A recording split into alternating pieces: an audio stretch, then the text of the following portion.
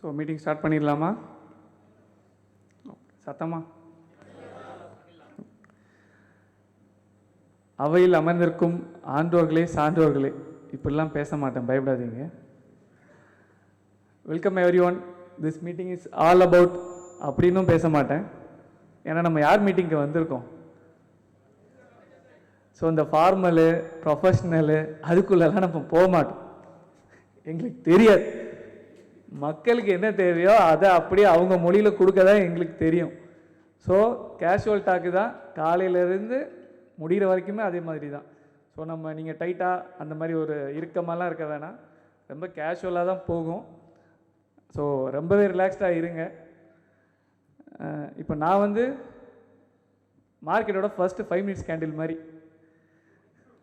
இப்போ தலைவர் என்னை ஆக்சுவலாக நான் தலைவர் தான் சொல்லுவேன் வர, அதனால் அப்படியே சொல்லிக்கிறேன். தலைவர் என்னை பார்த்துட்டு இருப்பார், இந்த கேண்டீனில் லிக்யூரிட்டி இருக்கா இல்லையா அப்படின்னு. மீட்டிங் முடிஞ்சோடனே கேட்டுக்கலாம், லிக்யூரிட்டி இருந்துச்சா இல்லையா அப்படின்னு. ஓகேவா? ஸோ இப்போதைக்கு first 5 minutes candle market open ஆகிடுச்சு. ஓகேவா? மார்க்கெட்னோட இப்போது தலைவர் வச்சுருந்த நீங்கள் ஷெட்யூல் கூட பார்த்தீங்கன்னா அதுலேயுமே மார்க்கெட் ரிலேட்டட் இருக்குது. யாராவது என்னன்னு சொல்ல முடியுமா? கரெக்ட், பரவாயில்ல. மிஸ்டர் பங்குச்சந்தையோட ஃபாலோவர்ஸ்ன்னு ப்ரூவ் பண்ணுறீங்க. எல்லாருமே உஷாராக தான் இருக்காங்க. மார்க்கெட்டுக்கு உள்ளேயும் சரி வெளியிலையுமே பக்காவாக கரெக்டாக போகிறீங்க. ஸோ நல்ல மண்டே மார்னிங் ஃபஸ்ட்டு கேண்டில் மாதிரி நல்லபடியாக தான் ஆரம்பிச்சிருக்கோம். எல்லாருமே உஷாராக தான் இருக்கீங்க, பரவாயில்ல. ஸோ அதே மாதிரி மீட்டிங் பார்த்தீங்கன்னா ஆல்மோஸ்ட் எல்லா ஏஜ்லேருந்துமே வந்திருக்கீங்க. இத்தனைக்கு இது கொடுத்தது ஓப்பன் இது தான். ஸோ எல்லா ஏஜ்லேருந்துமே ஆல்மோஸ்ட் எல்லாருமே ஒரு ரேண்டம் சாம்பிள்னு எடுத்தோன்னா அந்த மாதிரி எல்லா ஏஜ்லேருந்துமே வந்திருக்கீங்க. ஸோ இதில் மிஸ்டர் பங்குச்சந்தையை ஃபாலோவர்ஸ் ஆல்மோஸ்ட் ஒரு பீரியட்லேருந்தும் ஃபாலோ பண்ணிகிட்ருப்பீங்க. 1 மந்த் ஃபாலோவர்ஸ் ஜஸ்ட்டு கை மட்டும் தூக்க முடியுமா, ரீசெண்டாக ஃபாலோ பண்ணவங்க அப்படின்னு ஜஸ்ட் தெரிஞ்சுக்கிறதுக்கு தான். 2 மந்த்ஸ், 3 மந்த்ஸ், 3 மந்த்ஸ் நிறைய, 4, 5 மந்த்ஸ், 6, பரவாயில்ல ஒருத்தர் இருக்கார், 7 மந்த்ஸ் அண்ட் அபவ். இல்லை, யாரும் இருக்க முடியாது. 7 மந்த்ஸ் அபவ் யாரும் இருக்க முடியாது. ஏன்னா சேனல் ஆரம்பிச்சது ஜனவரி தான். ஜஸ்ட்டு கேட்டு பார்த்தேன், யாரும் ஆர்வத்தில் கை தூக்குறீங்களா அப்படின்றதுக்காக. பட் பரவாயில்ல, எல்லோரும் கரெக்டாக தான் இருக்கீங்க. ஸோ ஆல்மோஸ்ட் எல்லா ஒரு பீரியடு ஃபாலோவர்ஸுமே வந்திருப்பீங்க. ஸோ நாலேஜும் அதுக்கேற்ற மாதிரியே இருக்கும். ஒருத்தவங்களுக்கு ஸ்டார்டிங்லேருந்து ஃபாலோ பண்ணுறவங்களோட சாரை புரிஞ்சுக்கிட்டது, அவரோட கான்செப்டை புரிஞ்சுக்கிட்ட விதம், ரீசெண்டாக ஃபாலோ பண்ணவங்க. ஸோ அதுக்கேற்ற மாதிரி மாறும். ஜஸ்ட்டு தெரிஞ்சுக்கிறதுக்காக கேட்டோம், எந்தெந்த பீரியட்லேருந்து இருக்காங்க அப்படின்றதுக்காக. அப்புறம் பார்த்தீங்கன்னா அதுமாதிரி நம்ம குரூப்பில் இன்னும் கொஞ்சம் பேரும் இருக்காங்க, கால்ஸ் வரும் அப்படின்னு. அது தலைவர் நிறைய வாட்டி சொல்லியிருக்காரு, இந்த குரூப்பில் எதுக்கு எதை எதிர்பார்த்து இருங்க, எதை எதிர்பார்த்து இருக்காதீங்க அப்படின்னு. அதில் கூட எனக்கு ஒரு படத்தில் ஒரு காமெடி தான் அதில் ஞாபகம் வரும். ஆக்சுவலாக அரசு படம் பார்த்துருக்கீங்களா? வடிவேல் சரத்குமார் காமெடி ஒன்று வரும். அதில் அவர் வேலைக்கு வந்தோடனே கேட்பார், மாதம் 1500 சம்பளம் சொல்லியிருப்பாங்களே. ஆமாம் சொன்னாங்க. காலம் ஃபுல்லாக நம்ம ஆற்றுலேயே டிஃபன் சாப்பிட்டுக்கலான்னு சொல்லியிருப்பாங்களே. ஆமாம் சொன்னாங்க. சாமிக்கு பண்ணால் புண்ணியம்னு சொல்லியிருப்பாங்களே. ஆமாம் சொன்னாங்க. ஏன் இதெல்லாம் கேட்குறீங்க? எனக்கும் சொன்னாங்களே அப்படின்ற மாதிரி அந்த கால்ஸுக்காக இருக்கிறவங்களோட மைண்ட் செட்டு, அவங்க கான்வர்சேஷன்லாம் பார்த்தீங்கன்னா, இந்த குரூப்பில் கால்ஸ் வரும்னு சொல்லியிருப்பாங்களே. ஆமாம் சொன்னாங்க. பல லட்சங்கள் சம்பாதிக்கலான்னு சொல்லியிருப்பாங்களே. ஆமாம் சொன்னாங்க. ஏன் கேட்குறீங்க? ஏன்னா எனக்கும் அப்படி சொல்லி தான் நான் உள்ளே வந்தேன்ற மாதிரி. அந்த மாதிரியும் நிறைய பேர் உள்ளே இருக்காங்க ஆக்சுவலாக. ஸோ தலைவர் அது அப்பப்போ ஒரு ஆடியோலையுமே ரிமைண்ட் பண்ணிகிட்டே இருப்பார், கால்ஸ் எதிர்பார்த்துருக்கீங்கன்னா இந்த குரூப் உங்களுக்கான குரூப்பே கிடையாது. கற்றுக்கிறதுக்கு இருக்கிறீங்கன்னா மட்டும்தான் இந்த குரூப்பில் இருங்க. கற்றுக்கிட்டு இருந்தீங்கன்னா கண்டிப்பாக அவங்கள கைவிட மாட்டோம் அப்படின்னு அப்பப்போ நமக்கு ரிமைண்ட் பண்ணிகிட்டே இருப்பார். ஸோ அந்த மாதிரி இன்னுமே நிறைய பேர் இருக்கிறாங்க. ஸோ அவங்களும் அதை புரிஞ்சுக்கணும். இங்கேயும் அதே மைண்ட் செட்டில் யாரும் வந்திருந்தீங்கன்னா உங்களோட தாட் ப்ராசஸை மாற்றிக்கோங்கன்றதுக்காக தான் அது ரிலேட்டடாக சொன்னேன். இன்றைக்கி ஷார்ட் கவரிங் இருக்குது, யாரும் பயப்படாதீங்க. ஸோ தலைவர் வந்த உடனே ஷார்ட் கவரிங் தான். அது வரைக்கும் நான் இப்போ ஒரு ரேஞ்ச் பவுண்ட் மாதிரி அப்படியே கொஞ்சம் கொண்டு போயிட்டுருக்கேன். ஸோ அரைச்சிட்ருக்கேன். ஸோ இப்போதைக்கு நான் ரேஞ்ச் பவுண்டு க்ரியேட் ஆகிட்டு இருக்குது. அது உடைக்கிறதுக்கு இன்னொரு கேண்டில் இருக்குது ஷார்ட் கவரிங்க்கு முன்னாடி, அதை அடுத்தது கூப்பிட்றேன். அதுதான் ரேஞ்ச் பவுண்டை உடைக்கும். அதுக்கப்புறம் தலைவர் வந்து ஷார்ட் கவரிங் போயிடும். ஸோ இப்போதைக்கு ரேஞ்ச் பவுண்ட் பாக்ஸு எல்லாரோட மூஞ்சிலையுமே தெரியுது. டே போதும்டா, அவரை கூப்பிட்றா, அதை கேட்க தான்டா அவ்வளோ கிலோமீட்டர்லேருந்து வந்திருக்கோம், காரில் வந்திருக்கோம், ட்ரெயினில் வந்திருக்கோம், அது தெரியுது எனக்கு. இருந்தாலும் ஃபஸ்ட்டு உங்களை வந்து ஒரு நார்மலைஸ் பண்ணிக்கணும்ல. எடுத்தோடனே ஷார்ட் கவரிங்னா நம்ம வாங்குறதுக்கு முன்னாடியே மேலே போயிருக்கோம். ஸோ ஓரளவுக்கு மார்க்கெட் ஓகே ரேஞ்ச் பவுண்ட் ஆகுது, பாக்ஸை உடைக்க போகுது அப்படின்னு நம்ம கொஞ்சம் டைம் வேணும்ல, அதுக்காக தான். அதனால யாரும் என்னை திட்டிடாதீங்க.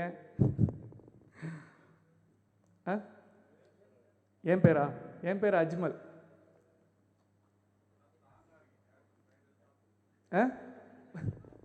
கேட்கல.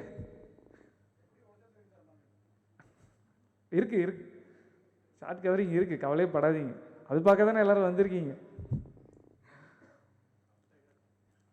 இல்லை, எந்த சைடு போனாலும் நமக்கு ப்ராஃபிட் பார்த்துடலாம்ல.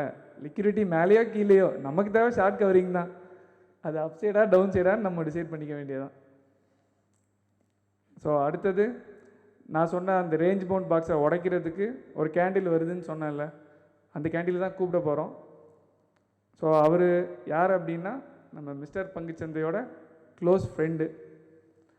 எந்த அளவுக்கு அப்படின்னா காலையில் அவர் முழிச்சாருன்னா முதல்ல மிஸ்டர் பங்குச்சந்தை ஃபோட்டோவில் தான் முழிப்பார். அதே மாதிரி அவருக்கு ஒரு ஹாய் ஹலோ சொல்லாமல் பச்சை தண்ணி சாப்பிட மாட்டார். இப்படிலாம் எனக்கு இன்ட்ரோ கொடுக்கணும்னு ஆசை, ஆனால் அப்படிலாம் இல்லை. பட் அவரோட க்ளோஸ் ஃப்ரெண்டு தான். நண்பனுடையான் படை கஞ்சான்ற அளவுக்கு நல்லாவே சப்போர்ட் கொடுக்குற ஒருத்தர். ஸோ அவரை நம்ம கூப்பிட்ருவோம். நான் கிளம்புறேன், ரொம்ப போர் அடிக்கல. So we welcome mister Guna.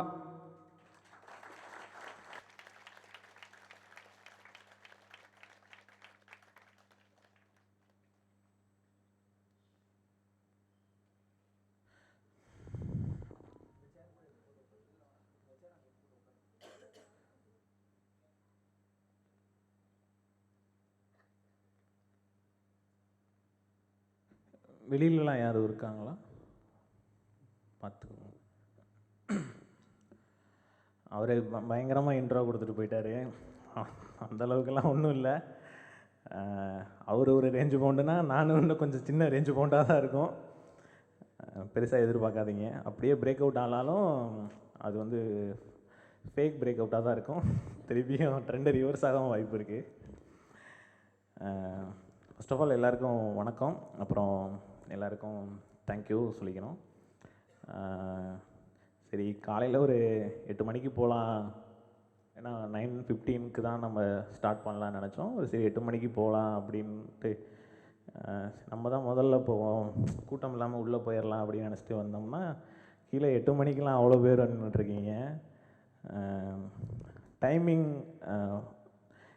நாங்கள் ஒன்று ஃபாலோ பண்ணால் நீங்கள் எங்களுக்கு மேலே ஃபாலோ பண்ணிகிட்ருக்கீங்க. உங்களை வந்து கூடவே இருக்கோம், ஆனால் எங்களால் அவ்வளோ தூரம் பீட் பண்ண முடியல, நீங்கள் அவ்வளோ தூரம் பீட் பண்ணிட்டு போயிட்டுருக்கீங்க.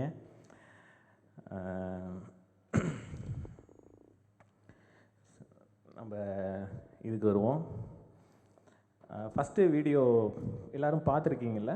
இவர் பேசின வீடியோ யூடியூப்பில் அப்லோட் பண்ணியிருக்கோம்ல, பார்த்துருக்கீங்களா? யாரும் பார்க்காம இருக்கீங்களா?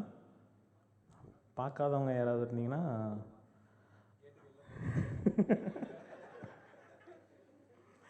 இல்லை, பார்த்துருப்பீங்க. நான் பார்க்கல, வீடியோ பார்க்கல. நாங்கள் நேரில் கேட்டுட்டோம்னால வீடியோ பார்க்கல. யாரும் பார்க்காம இருந்தீங்கன்னா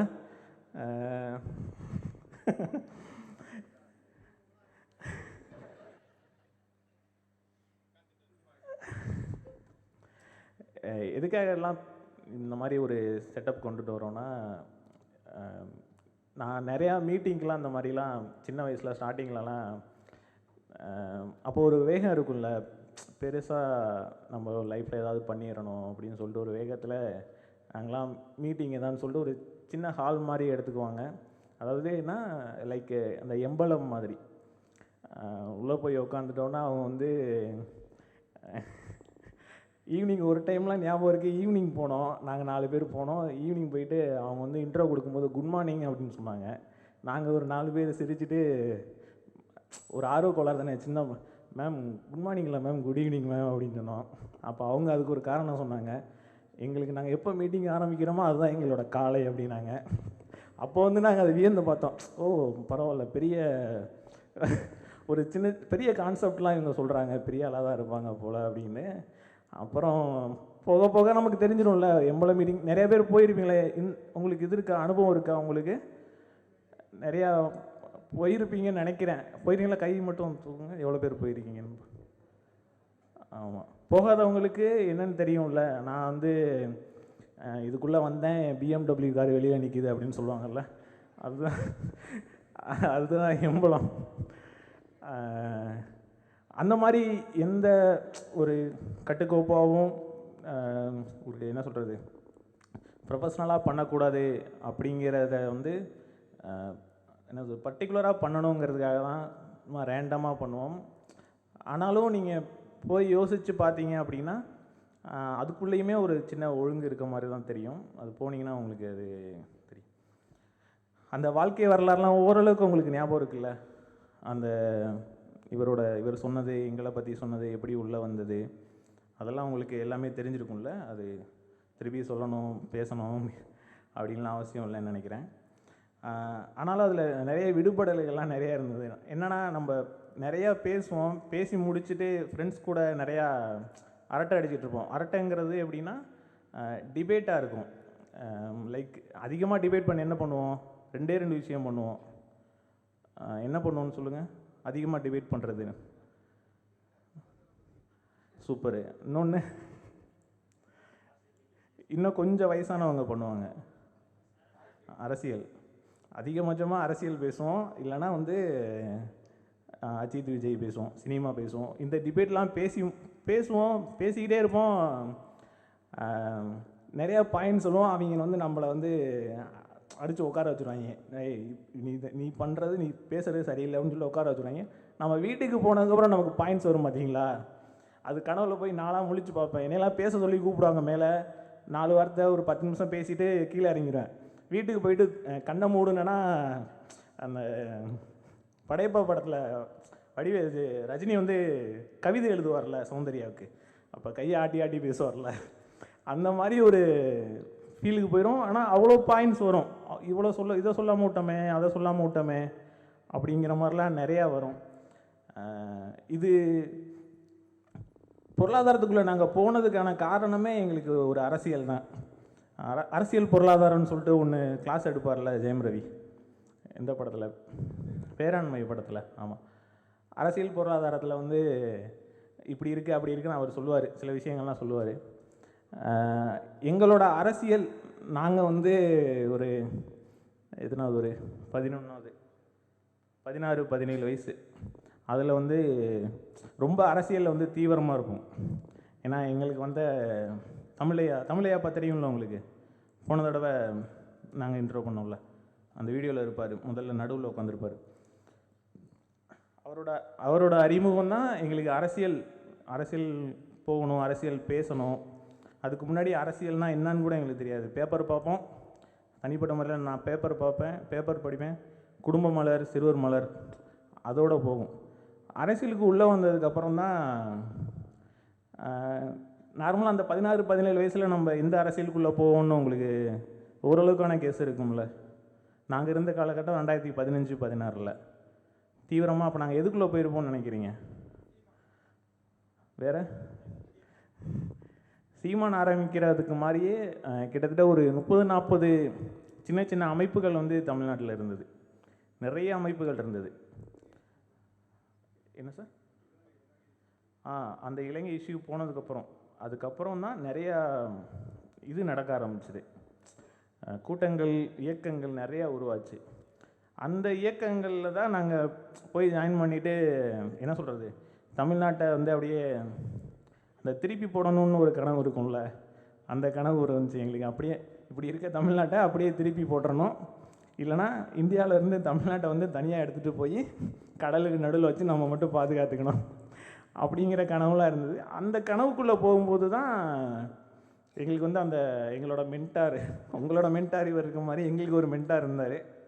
மென்டார்னு சொல்லக்கூடாது, மின்டார் மாதிரின்னு வச்சுக்கலாம். ஒரு தெரியும்ல அவரை யாருன்னு, பால் ஜான்சன். அவர் வந்து அவரோட இதில் மென்டார் ஆகிறதுக்கு முன்னாடி நாங்கள் அவரோட அரசியல் கொள்கையில் தான் அவரை ஐயா என்ன பேசுகிறாரோ, எங்கள் தமிழை என்ன பேசுகிறாரோ அதை அப்படியே அவர் வாங்கி பேசிடுவார்.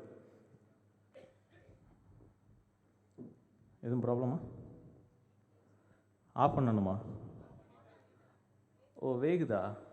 ஒரு நிமிஷம்.